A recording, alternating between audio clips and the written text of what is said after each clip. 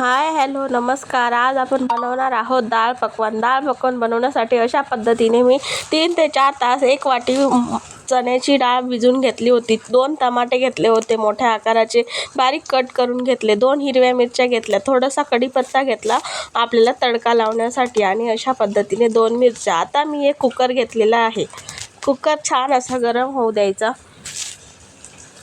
Cooker गरम झाल्यावर त्याच्यामध्ये 2 चमचे तेल टाकलं, जिरं मोहरी टाकली आणि जे आपण साहित्य घेतलं होतं कढीपत्ता आणि हिरवी मिरची त्याचा तडका लावून घेतला. आता टोमॅटो टाकला.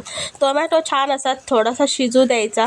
त्याच्यात हळद टाकली. आता छान एकत्र एकजीव करून घ्यायचा. आता जी आपण भिजवलेली डाळ आहे ना, ती डाळ याच्यात टाकून घ्यायची. डाळ पण छानपैकी एकत्र एकजीव करायची आणि शिजण्यासाठी आपल्याला 1 तांब्या पाणी टाकायचं आहे.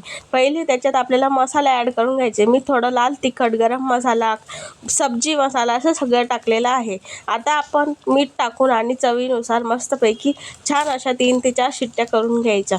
बघा मीठ पण टाकून झालेलं आहे. अशा पद्धतीने मी पाणी टाकून घेतलं.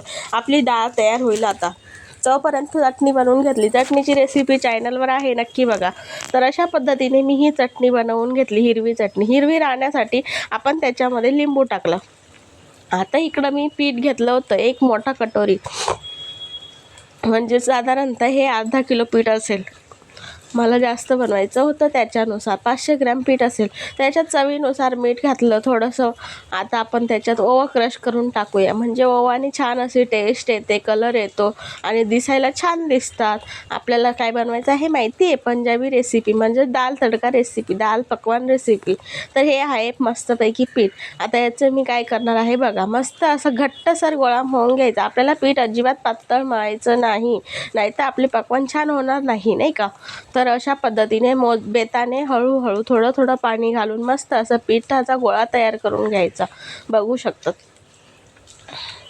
इकडं मी एक कढई घेतली. कढईमध्ये तेल गरम करायला ठेवलं. तेल छानपैकी गरम होऊ द्यायचं. आपल्याला गॅस फास्ट करायचा नाही. आता इकडं मी तुम्हाला पहिले मस्त असं एक पकवान बनवून दाखवते. 2 प्रकारे बनवून दाखवते. हा मी थोडासा मोठा गोळा घेतला होता. आता ही याची आपण मोठी अशी चपाती लाटून घ्यायची, म्हणजे मोठी, आणि आपल्याला आकारानुसार कापून घ्यायची आहे, म्हणजे आपलं पकवान बनवण्यासाठी तयार. हे बघा अशा पद्धतीने मस्त असं मी गोल आकार देऊन घेईल. आता अजून थोडंसं लाटून घ्यायचं. आपल्याला पकवान हे जास्त जाड लाटायचे नाही, त्याच्यामुळे ते छान म्हणजे क्रिस्पी होणार नाही. आपल्याला फुलवायचे नाही आहेत ते. अशा पद्धतीने छान असं बारीक होईल तितकं लाटून घ्यायचं. आता एका काटा चमच्याच्या सहाय्याने आपण त्याला टोचे करून घेऊया. सगळ्यात पहिले आपण हे कापून घेणार आहोत. तुम्हाला आवडते का मंडळी माझी ही रेसिपी? मला खूप आवडते डाळ पकवान आणि मी कधी महिन्यातून एकदा तरी नक्की बनवत असते. तुम्हाला माझ्या रेसिपी कशा वाटतात कमेंटमध्ये सांगायला विसरू नका. आवडल्या तर लाईक करायला विसरत नका जाऊ. असेच नवनवीन व्हिडिओ पाहण्यासाठी चॅनलला सबस्क्राईब करा. अशा पद्धतीने मी हे एक पकवान बनवून घेतले. त्याला असे मध्ये टोचे मारून घेतले, जेणेकरून ते आपलं फुलायला नको म्हणून. आणि सगळ्यात महत्त्वाचं म्हणजे गॅसची फ्लेम आता मी लो करून घेतलेली आहे, कारण आपल्याला ते जास्त म्हणजे व्यवस्थित असं क्रिस्पी करून घ्यायचं आहे त्यानुसार. आता आपण इकडं दुसरं पण अशा पद्धतीने पकवान बनवायला ठेवलेलं आहे. तर छान असा कलर चेंज होईपर्यंत आपल्याला मस्त असं भाजून घ्यायचं आहे. कुठलीही रेसिपी आपण हे बघा अशा पद्धतीने टोचे मारून घ्यायचे, म्हणजे जेव्हा आपण पकवान तेलात टाकू तेव्हा ते पुरीसारखे फुलायला नको आहे म्हणून. तब्येत बरी नसल्यामुळे आवाज थोडा कमी येत असेल, वेगळा येत असेल तर समजून घ्या नक्की. हे बघा मस्त असे आपलं बघू शकतात तुम्ही होतं चाललं आहे. अजून थोडंसं लालसर आपल्याला होऊ द्यायचं आहे, म्हणजे कसं दिसायला पण एकदम परफेक्ट पकवान वाटलं पाहिजे ना, म्हणून. अशा पद्धतीने मी आता सगळे पकवान बनवून घेतलेले आहे. बघू शकतात किती छान असा कलर आलेला आहे. तर आता आपण हे बघा, आता आपण डिश सजवून घेऊया. आणि खूप छान असं झालेले होते. तर तुम्ही पण नक्की एकदा तुमच्या घरी बनवून बघा आणि कशी झाली मला नक्की सांगायला विसरू नका. ही आपली आहे डाळ जी आपण शिजवून घेतली होती, ती थोडीशी घोटून घ्यायची, जास्त नाही, थोडीशी फक्त बघा, म्हणजे अख्खी डाळ पण आपल्याला दिसली पाहिजे आणि पूर्ण स्मॅश झालेली पण नाही पाहिजे. अशा पद्धतीने कन्सिस्टन्सी हवी आहे. तर इकडं डाळ चटणी मस्त झालेली आहे. आपण आता छान असं प्लेटमध्ये सर्व करून घेऊया.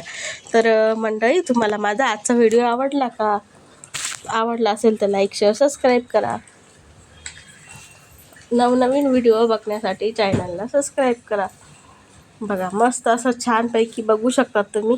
ही आहे इमलीची चटणी, म्हणजे आंबट गोड चटणी असते ना ती चटणी. आता आपण टाकणार आहोत हिरवी चटणी. आणि वाह किती छान असे मस्त आहे ना. वाह तोंडाला पाणी सुटलं. बघा मस्त असे आता हे पकवान. वा वा खूप छान मस्त खरंच. या जेवणाला कुठल्याही जगातलं भारी जेवण म्हणू शकतात तुम्ही. तर चला मंडळी करा मग तुम्ही पण या खायला दाल पकवान. आवडलं का तुम्हाला? बघा किती भारी दिसतंय ना, असं का बघूनच वाटतं की आता खायला बसावं आहे की नाही. मस्त खूप छान.